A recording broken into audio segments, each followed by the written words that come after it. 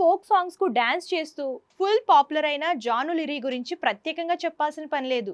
ఇదే ఫేమ్ తో ఈటీవీలో ప్రసారమయ్యే డి డాన్స్ షోకి ఎంట్రీ ఇచ్చింది. అక్కడి నుంచి పర్ఫార్మెన్స్ తో విజేతగా నిలిచింది.